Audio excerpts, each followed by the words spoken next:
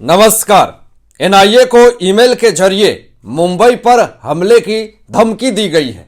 Vigilance alert कर दिया गया है। यह बहुत बड़ी और ब्रेकिंग खबर है और बहुत ही सोचनीय है। और मुंबई पुलिस ने अन्य एजेंसियों के साथ जांच शुरू कर दिया है। अब इसके पीछे कौन है, यह अपने आप में बहुत बड़ा सवाल है। क्या कोई राजनीति से प्रेरित होकर के कोई घटना तो नहीं करना चाहता? यह कहीं ना कहीं अपने आप में बहुत बड़ा सवाल है जिसका जवाब किसी के पास नहीं है। विपक्ष का कोई नया चाल तो नहीं, क्योंकि पिछले कुछ दिनों से मुंबई में ब्लास्ट करने की धमकियां जो है वो लगातार मिल रही है। और इसके पीछे हो सकता है कि कोई राजनीति से प्रेरित होकर के इसको करवाने की कोशिश कर रहा है। कोई शातिर होगा, जल्द गिरफ्तार हो जाएगा, आपको मैं बता दे रहा हूं। मगर यह तो शांति को भंग करने का काम है। मेरे सोच से तो ऐसे गद्दार लोग को जल्द से जल्द जांच करके गिरफ्तार करना उचित है, क्योंकि ये लोग इस भारत देश में आतंक फैलाने का काम कर रहे हैं। दूसरी तरफ दूसरे देश से कुछ घुसपैठिए हमारे देश का नमक खाकर हमारे ही भारतीय का गला हलाल करने में लगे हुए हैं। और काबिले तारीफ है एनआईए का, क्योंकि वो इतनी सीरियसली इन्वेस्टिगेशन कर रही है। अब एनआईए जो कदम उठा रही है वो बहुत ही ज्यादा काबिले तारीफ है। एनआईए को मुंबई में विभिन्न स्थानों पर आतंकवादी हमले करने की धमकी देने वाले एक अज्ञात व्यक्ति का ईमेल प्राप्त होने के एक दिन बाद मुंबई में सुरक्षा बढ़ा दी गई है। जितने भी गाड़ी बाहर राज्य से आ रही है उसको रुकवा कर चेक किया जा रहा है। जरा सोचिए कि कितना गंभीर विषय है। बता दूं, बड़ी और ब्रेकिंग खबर कि थोड़ी भी लापरवाही नहीं बरती जा रही है। आखिर इन भ्रष्टाचारियों को क्या मिलता है दूसरे का जान लेकर के? अपने घर में जब इन आतंकियों का कोई मर जाता है तो सिर पिटने लगते हैं और चल दिए दूसरे देश में आतंक फैलाने। कितने शर्म की बात है। जरा सोचिए, यह सोचने वाली बात है। कैसे दरिंदे लोग हैं, हाथ भी नहीं कांपता इन लोगों का। उम्मीद की जा रही है कि देश में या फिर मोदी की सरकार ही तो ऐसा संभव नहीं होगा, लेकिन मुंबई में शिंदे फडणवीस की सरकार में ऐसा कोई आतंक की घटना ना हो, ऐसी हम कामना करते हैं। लाख तुम लोगों ने हमारे देश पे हमला किया, मगर हमारा देश आज भी चट्टान की तरह मजबूत है। कुछ बिगाड़ नहीं पाए तुमने, इसलिए अपनी औकात में रहकर के प्लानिंग करो भ्रष्टाचारियों। मुंबई पुलिस की अपराध शाखा और मुंबई आतंकवाद रोधी दस्ता संयुक्त रूप से मामले की जांच कर रही है। लेकिन दोस्तों, आप सोच लीजिए कि यह कितना गंभीर विषय है। यह अपने आप में दिल को सोच करके कांप जाता है। बड़ी और ब्रेकिंग खबर है कि मुंबई पुलिस सूत्रों ने दावा किया है कि गुरुवार सुबह एनआईए के मुंबई कार्यालय को एक अज्ञात व्यक्ति से आतंकी धमकी का ईमेल मिला। मेल भेजने वाले ने खुद को तालिबानी का सदस्य होने का दावा किया। बता देते हैं आपको कि यह दूसरे देश से तालिबानी आतंक हमला करने की कोशिश कर रहा है, जबकि ईमेल में कहा गया था कि आतंकवादी हमले तालिबान नेता सिराजुद्दीन हक्कानी के निर्देश पर किए जाएंगे, जो चरमपंथी समूह का सदस्य है। सोच लीजिए कि कितना गंभीर विषय है। बड़ी और ब्रेकिंग खबर मैं आपको बता रहा हूं कि ईमेल मिलने के बाद एनआईए ने गुरुवार दोपहर मुंबई पुलिस, महाराष्ट्र पुलिस और राज्य के आतंकवाद निरोधी दस्ते एटीएस को अलर्ट कर दिया। एक अधिकारी ने कहा है कि मुंबई के 95 पुलिस थानों में सभी आतंकवाद विरोधी सेल एटीसी इकाइयों को अपनी निगरानी तेज करने और किसी भी संदिग्ध व्यक्ति या गतिविधियों पर कार्रवाई करने के लिए कहा गया है। यह अपने आप में बहुत ही सोचनीय और बड़ी खबर है। दोस्तों, ये कैसे लोग हैं, कहां से आते हैं? आपको बताएं कि उस डिवाइस के इंटरनेट प्रोटोकॉल आईपी एड्रेस का पता लगाने की प्रक्रिया में है, जिससे एनआईए को आतंकी ईमेल भेजा गया था। अब आईपी एड्रेस कहां का है यह भी आपको आगे इस वीडियो में बताएंगे। और बड़ी ब्रेकिंग खबर की पुलिस और अन्य सुरक्षा एजेंसियां सभी संभावित कोणों से मामले की जांच कर रही है। अभी तक चरमपंथी समूहों की किसी भी संलिप्तता से इनकार नहीं किया गया है। दोस्तों, आपको यह भी बताएं कि क्यों करते हो ऐसा, कि क्या मिल जाएगा तुम लोगों को? तुम्हें सिवाय बद्दुआ के कुछ मिलेगा? ऐसी हरकत से आतंकी कितने मारे जाते हैं, पर इन्हें तो जन्नत नसीब हो जाता है। अरे डरो ऊपर वाले से, मगर इन्हें डर कहां लगता है।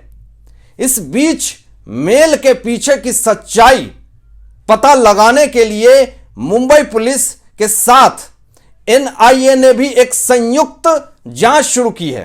आपको बताएं, यहां पे बड़ी और ब्रेकिंग खबर जो है वो ये भी है कि पिछले कुछ दिनों आपने एक बहुत बड़ा मामला जो है वो सुना होगा कि मुंबई में धीरू भाई अंबानी इंटरनेशनल स्कूल को एक धमकी भरा फोन आया, जिसमें एक अज्ञात व्यक्ति ने स्कूल को उड़ाने की धमकी दी। अक्टूबर 2022 में शहर के विभिन्न हिस्सों में लगाए गए बमों के बारे में इसी तरह की कॉल प्राप्त की गई थी। अब मुंबई पुलिस को एक अज्ञात कॉलर से एक संदिग्ध कॉल मिली थी। अब यह भी आप सोच लें कि जिसमें बताया गया था कि शहर भर में कई प्रमुख स्थानों पर बम रखे हुए हैं। ये कहीं ना कहीं किसी की सोच नकारात्मकता हो सकती है, किसी को परेशान करने की। अब आपको बताएं यहां पे कि पुलिस के मुताबिक एक कॉल करने वाले ने दावा किया कि शहर में इंफिनिटी मॉल, अंधेरी, पीवीआर मॉल, जुहू और सहारा होटल एयरपोर्ट पर 3 बम रखे गए हैं। ये धमकी भरा कॉल था, थ्रेटिंग कॉल था। एनआईए ने छोटा शकील के करीबी को भी गिरफ्तार किया है। अब कहीं ना कहीं अपने आप में यह सवाल पैदा होता है कि क्या यह सिर्फ भ्रमित करने के लिए ये सब चीजें की गई हैं।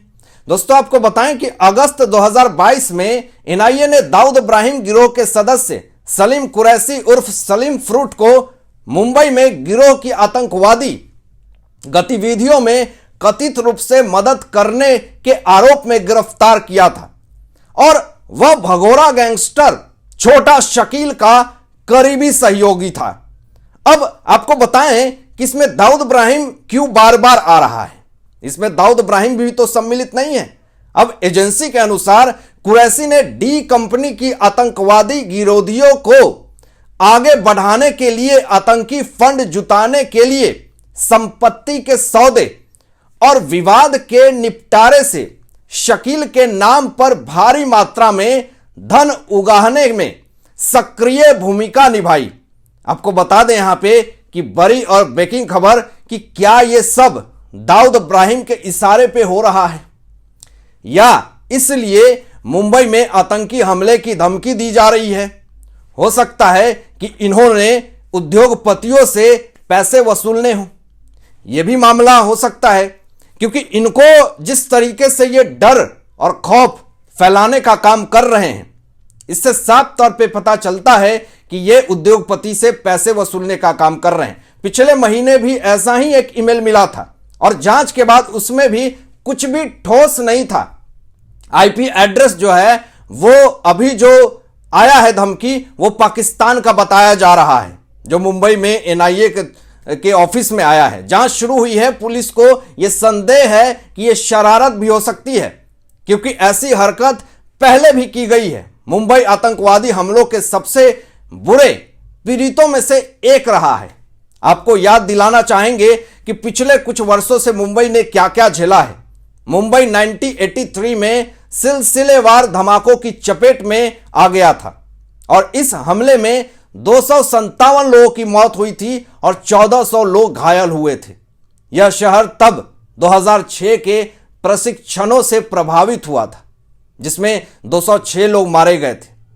वो दिन याद आती है तो कहीं ना कहीं जो दिल है वो धड़कने लगता है। आपको बताएं कि 700 से अधिक लोग घायल भी हुए थे। 2011 में इंडियन मुजाहिदीन ने मुंबई में सिलसिलेवार धमाकों को अंजाम दिया था, वो भी आपको दिन याद दिलाना चाहेंगे। विस्फोट ओपेरा हाउस, जावेरी बाजार, दादर पश्चिम इलाके में हुए। जो धमाके हुए, इन धमाकों में 26 लोगों की मौत हो गई और 130 लोग घायल हो गए थे। मुंबई में जो 26/11 के हमले के रूप में जाने जाते हैं, वो सबसे बुरे दिन, वो सबसे भयानक हमलों में से एक हमला है। और कहीं ना कहीं उस हमले को याद करके सीना जो है वो छलनी छलनी हो जाता है। लश्कर-ए-तैयबा के 10 आतंकवादियों ने मुंबई पर हमला किया और 164 लोगों को मार डाला और कई अन्य घायल भी हो गए। उस वक्त इस भारत देश का क्या माहौल था, यह मुझे भी पता है, आप लोगों को भी पता है। लग्जरी होटल, मुख्य रेलवे स्टेशन और एक यहूदी सांस्कृतिक केंद्र पाकिस्तान के आतंकवादियों के प्राथमिक लक्ष्य थे। भारत सरकार और अंतर्राष्ट्रीय समुदाय ने हमलों की निंदा की थी, लेकिन सिर्फ और सिर्फ निंदा करने से क्या उन तमाम लोग जिनकी मौत हो गई थी वो वापस आ जाएंगे? इस घटना के बाद भारत और पाकिस्तान के बीच तनाव बढ़ गया था और यह इस तरह के कृत्यों से निपटने के लिए राष्ट्रों के बीच सहयोग बढ़ाने की आवश्यकता को भी सामने लाया गया। लेकिन दोस्तों, अपने आप में यह सवाल कहीं ना कहीं अहम पैदा होता है कि आतंकी हमले भारत देश में आखिर कब तक, कितने निर्दोष लोग कितने दिन तक जान को गंवाते रहेंगे? आखिर क्यों निशाना बनाते हैं ऐसे लोग? और आपको यह भी बताएं कि एनआईए को आतंकी हमले की धमकी मिलने के बाद मुंबई हाई अलर्ट पर कर दिया गया है, लेकिन ऐसे घुर्गे इस भारत देश में आखिर कब तक पनपते रहेंगे और कब तक हमारे भारत देश की नमक रोटी खा करके दूसरे देश तक उन तमाम निर्दोष लोगों के गला को रेतते रहेंगे? ऐसे लोगों पे सख्त से सख्त कार्रवाई होनी चाहिए और एनआईए इस कार्रवाई में जुट चुकी है। धन्यवाद।